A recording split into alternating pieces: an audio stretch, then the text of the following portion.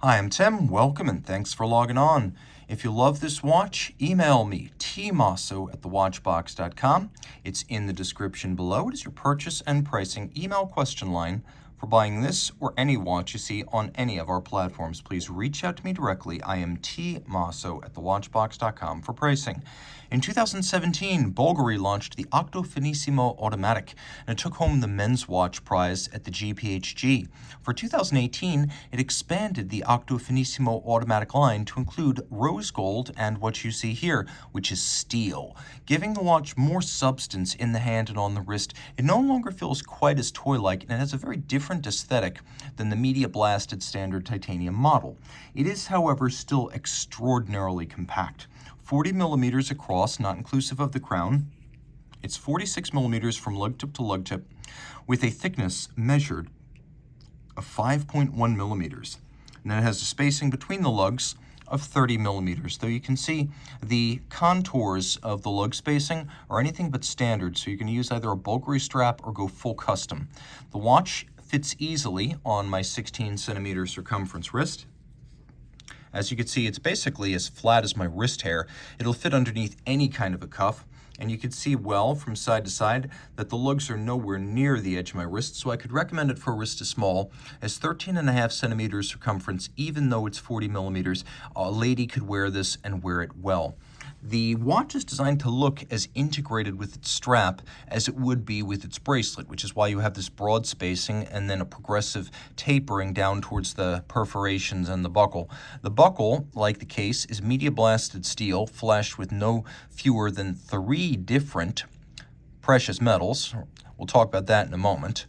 The timepiece features the same case shape as the titanium model, which is to say the combination of circles, geometric facets, and tiers that you would get on the standard titanium model. Now, Bulgari claims 110 facets, and as with the Iron Throne, I'm not sure it's quite as many as claimed, but whether or not this is thousands of swords or dozens of facets, it's certainly quite a few.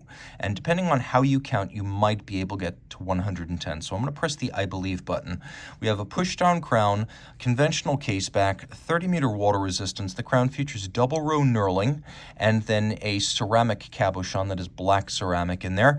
The dial, and in fact the whole shape, originally descended from the Genta Octo series.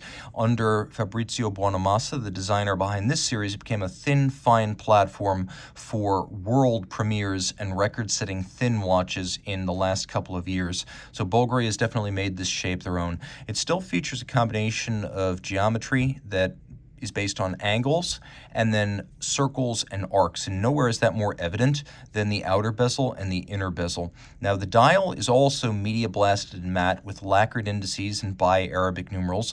We have faceted Dauphine style hands down at the center, skeletonized to add to the airiness or the impression of lightweight.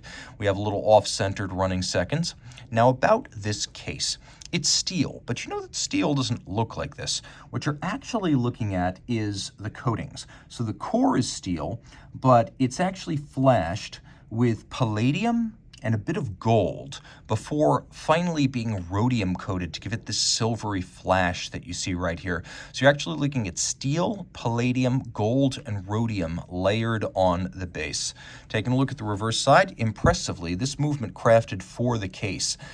Over 36 millimeters in diameter, being able to make a movement to suit a watch and tailor the movement to the case size and shape is the mark of a true manufacturer. And Bulgari, since it purchased Daniel Roth and Genta in 2000, has had all the faculties of a full manufacturer. And these watches, designed and crafted in the Vallée du Jeu, are built by folks who historically built the ultra-thin minute repeaters, sonnerie, and tourbillon movements at Genta and Daniel Roth.